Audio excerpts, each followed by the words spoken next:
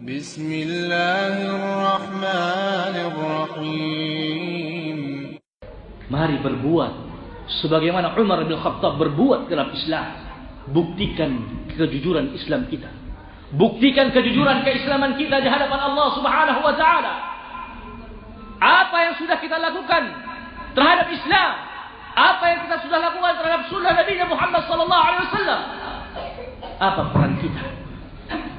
Jangan sampai orang mendengar bahwasanya peran kita adalah merusak dakwah salafiyah, merusak dakwah ahli sunnah wal jamaah, merusak dakwahnya Rasulullah SAW. Jangan sampai posisi kita berada di posisi Abdullah bin Ubay bin Salul, Rasul Munafiqin. Jangan sampai posisi kita berada di posisi Abdullah bin Ubay bin Salul yang secara zahir sebagai seorang Muslim, tapi dia berkhianat kepada Rasulullah SAW dari dalam. Dia rusak ukhuwah Islamiyah dari dalam. Barakallahu fikum. Umar bin Khattab telah membuka negeri-negeri. Itulah peran dalam Islam. Sehingga dalam sebuah hadis Nabi SAW pernah bermimpi ketika Nabi SAW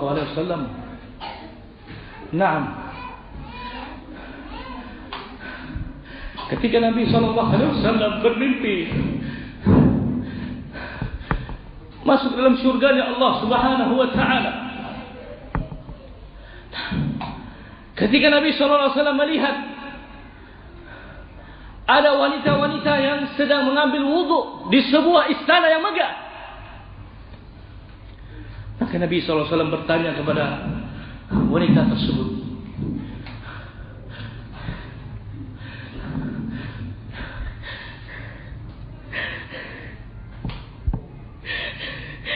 istana siapa ini? Istana siapa ini? Maka wanita tadi adalah bidadari yang ada di istana tersebut. Mereka mengatakan, ini istananya Umar bin Khattab. Ini istananya Umar bin Khattab. Ini istananya Umar bin Khattab. Umar bin Khattab sudah dipersiapkan oleh Allah Subhanahu wa taala sebuah istana yang begitu megah di jannahnya Allah Subhanahu wa taala. Karena dia berbuat untuk Islam, karena dia memiliki peran dalam dakwah salafiyah, karena dia berjuang untuk agama Allah Subhanahu wa taala yang mulia ini. Ketika Nabi SAW menceritakan mimpinya kepada para sahabatnya, dan termasuk ada Umar di tengah-tengah mereka, maka Nabi SAW menceritakan kisah ini. Ketika Nabi menyatakan, bertanya kepada wanita tadi, istana siapa ini? Ini istana Umar, wahai Rasulullah.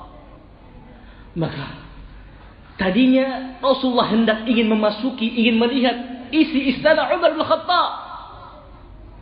Tapi Nabi SAW khawatir, kalau Nabi SAW masuk dalam istananya Umar bin Khattab, nanti Umar cemburu. Karena Allah sudah mempersiapkan bidadari di dalam jannahnya, di dalam istananya Umar bin Khattab. Khawatir Rasulullah masuk, nanti Umar cemburu. Maka Rasulullah menahan diri untuk tidak masuk ke dalam istananya Umar bin Khattab. Maka mendengar kalimat ini, Umar bin Khattab menangis. Ikhwani fiddin rahimakumullah. Umar menutup wajahnya menangis. Ikhwani fiddin rahimakumullah. Allah sudah menghadiahkannya istana di jannah. Allah sudah menghadiahkannya istana di surga. Lalu Umar menangis, ya Rasulullah, apa yang mengharuskan aku untuk cemburu kepadamu ya Rasulullah?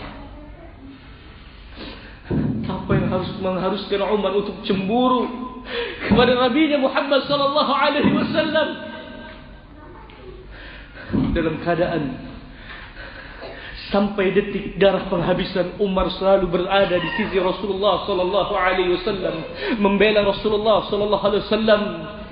Apa yang membuat Umar cemburu? Ini maksud daripada Umar bin Khattab.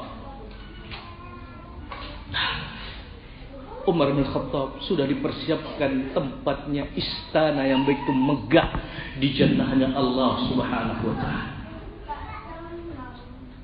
Lalu apa yang ingin kita cita-citakan di jannahnya Allah Subhanahu wa taala? Apa yang kita ingin cita-citakan di jannahnya Allah Subhanahu wa taala? Semua boleh kita cita-citakan di jannahnya Allah Subhanahu wa taala. Tapi satu pertanyaannya, sudahkah kita berbuat terhadap agama Allah Subhanahu wa taala yang mulia ini? Sudahkah kita menjadi barisan terdepan dalam membela agama Allah Subhanahu wa taala yang mulia ini? Atau kita menjadi termasuk orang-orang yang merusak agama Allah Subhanahu wa taala, sebagaimana Abdullah bin Ubay bin Salul yang berkhianat terhadap Rasulnya Muhammad sallallahu alaihi wasallam. Innal ladzina amanu wa 'amilus shalihat ulaika hum khairul bariyah. جزاؤهم عند ربهم جنات عدن تجري من